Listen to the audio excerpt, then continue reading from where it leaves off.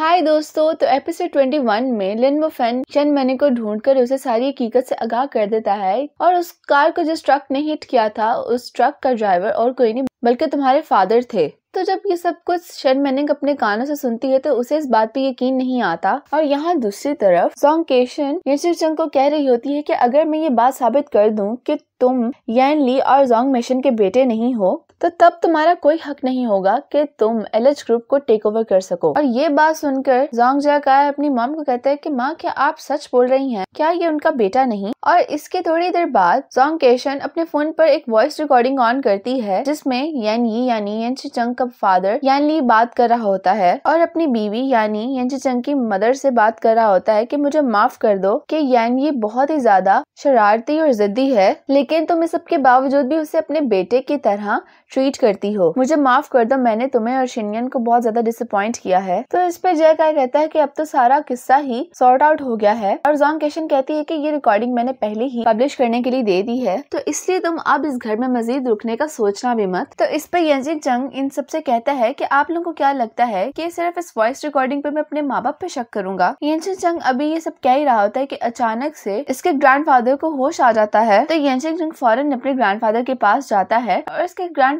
इसे सिर्फ देख रहे होते हैं लेकिन कुछ कह नहीं पाते और थोड़ी देर बाद अपना दम तोड़ देते हैं। और दूसरी तरफ थांगनिन और लिन वुफेन शन मैनिंग और उसके फादर के साथ होते हैं। शन मैनिंग को इस बात पे यकीन ही नहीं आ रहा था, इसलिए वो किसी रेस्टोरेंट में अलग टेबल पर लिन वुफेन के साथ बैठी होती है और अपने फादर को फेस नहीं करना चाह रही होती। और लिन वुफेन इसे समझा रहा होता है कि अब तुम्हें इस तरह करने से कुछ नहीं मिलेगा, तुम्हारे इस तरह करने से तुम्हारे डैड और ज्यादा अपसेट हो जाएंगे। तो शन मैनिंग इसे कहती है कि मुझे सिर्फ इस वक्त अकेला रहना है। और दूसरी तरफ यानशुआ और नाना ऑफिस की बिल्डिंग में बैठे होते हैं। तो नाना से कहती है कि क्या कुछ हुआ है, तुम्हारे बॉस के साथ क्या कोई मसला है? मेरी मामा ने मुझे थोड़ी देर पहले कॉल की तो ये बताया कि शन मैनिंग घर छोड़कर जा चुकी है। क्या तुम्हें सबकी वजह मालूम है? क्या उन दोनों का ब्रेकअप हो गया? नाना मुसलसल सवालात पूछ रही होती है लेकिन यानशुआ इसे जवाब नहीं देता। तो नाना कहती है कि तुम कब से खामोश बैठे हो, मैं अब ज्यादा नहीं बोलूंगी तो तुम मुझे प्लीज सब कुछ बताओ, मैं तुम्हारी सारी बात सुनूंगी। तो इस पर यानशुआ कहता है क्या वाकई में मैं तुमसे जो भी कहूंगा तुम सब सुनोगी? तो नाना कहती है कि हाँ। इसके बाद यानशुआ नाना को कहता है कि मुझे माफ कर देना। तो नाना कहती है कि आखिर तुम मुझसे माफी क्यों मांग रहे हो? यानशुआ इससे कहता है कि मैंने तुम्हें बहुत ज्यादा हर्ट किया इसलिए मुझे तुम माफ कर दो, और मैं ये बात भी जानता हूँ कि तुम मुझे पसंद करती हो लेकिन तुम मेरे प्लान में फिलहाल शामिल नहीं हो। मैं यहाँ पर सिर्फ अपने बॉस की वजह से हूँ ताकि मैं उनके साथ काम कर सकूँ और उनकी जो ख्वाहिश है उसे पूरा कर सकूँ। तो नाना कहती है कि अब मैं तुम्हारे इर्द गिर्द घूमना भी छोड़ दूंगी, बस तुम्हें मुझसे ये दोबारा नहीं कहना क्योंकि इससे मुझे तकलीफ होती है। तो इसके बाद नाना रोने लग जाती है और थोड़ी देर बाद इससे कहता है क्या तुम ये एक बात जानती हो कि कोई ऐसा है जो तुम्हें वाकई में पसंद करता है? तो नाना कहती है कि आखिर वो कौन है? तो तभी सामने फंक्शन आ जाता है और थोड़ी देर बाद जिस रेस्टोरेंट में ये चारों लोग मौजूद होते हैं वहाँ पर थांगलिन का भाई आता है और कहता है कि तुम मेरे साथ चलो। थांगलिन इससे कहती है कि आखिर क्या हुआ? तो उसका भाई कहता है कि अभी अभी एलएच ग्रुप वालों ने एक न्यूज रिलीज की है कि उन्होंने हमारे साथ जो कोलैबोरेशन की थी उसे खत्म कर दिया है और ये भी मालूम हुआ है कि येंशिक जंग के ग्रैंडफादर की डेथ हो गई है। तो ये बात शन मैनिंग भी सुन ले, क्या वाकई में ग्रैंडफादर जा चुके हैं? तो थांगनिन का भाई कहता है कि हाँ ऐसे ही है, और ये भी सुनने को मिला है कि जो करंट सीईओ यानी येंशिक जंग था उसे भी कंपनी से बाहर निकाल दिया गया है, उसे घर से भी बाहर निकाल दिया गया है। और यहाँ दूसरी तरफ येंशिक जंग समुद्र पर आया होता है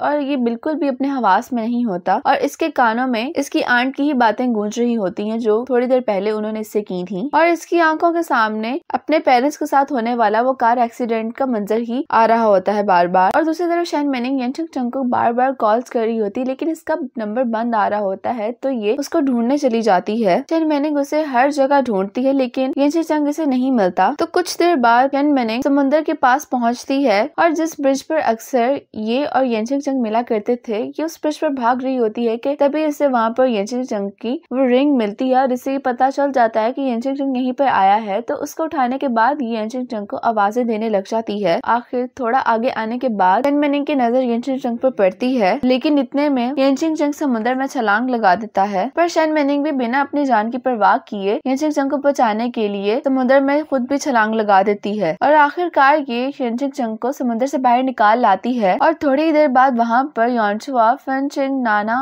और लिन वुफेन पहुंच जाते हैं और ये लोग फौरी तौर पर येंशिक जंग को हॉस्पिटल लेकर जाते हैं। और शन मैनिंग येंशिक जंग के पास ही होती है और इससे बात करने की कोशिश कर रही होती है है, लेकिन येनचिंग चंग इसे कोई भी रिस्पॉन्स नहीं देता। शन मेनिंग वहीं पे होती है और उसी रूम में सो जाती है और येनचिंग चंग को दोबारा से वही ख्वाब आ रहा होता है जिसमें इसके पेरेंट्स किनयन बारी बारी से छोड़कर जा रहे होते हैं और अब उनमें इसका ग्रैंडफादर भी मौजूद होता है और ये रो रहा होता है और सबको कह रहा होता है कि प्लीज आप सब मुझे छोड़ के मत जाएं। और ख्वाब में एक आदमी आता है जिसका चेहरा नहीं दिखाया जाता। वो इसे कहता है कि तुम यहाँ पर अकेले क्या कर रहे हो, तुम्हारा भी जाने का वक्त अब आ गया है। तो वो इसको उठा के ले जाता है और इसी शौक से ये कोमा से बाहर आ जाता है और इसके चीखों की आवाज सुनकर शन मेनिंग की आंख खुल जाती है। शन मेनिंग फौरन से डॉक्टर्स को बुलाती, डॉक्टर्स आके इसका ट्रीटमेंट शुरू कर देते हैं और सोते वक्त में शन मेनिंग के हाथ में एक स्केच बुक होती है जिस पर एक स्केच बना होता है कि एक बच्चा समुद्र में डूब रहा है और सतह पर से कोई हाथ आ रहा है जो कि उसे बचाने की कोशिश कर रहा है। तो जैसे ही येनचिंग चंग उस स्केच को देखता है तो इसको देखने के बाद वो थोड़ा काम हो जाता है और जब डॉक्टर इसको ट्रीटमेंट देकर चले जाते हैं तो ये अपने बिस्तर से उठकर उस स्केच को गौर से जाकर देखता है और स्केच को देखते ही ये रोने लग जाता है और रोते रोते जमीन पे गिर जाता है कि थोड़ी देर बाद वहाँ पे शन मेनिंग आती है और इसकी तरफ अपना हाथ आगे बढ़ाती है और येनचिंग चंग रोता रोता इसका हाथ थाम लेता है और यहीं पर एपिसोड 21 खत्म हो जाती है।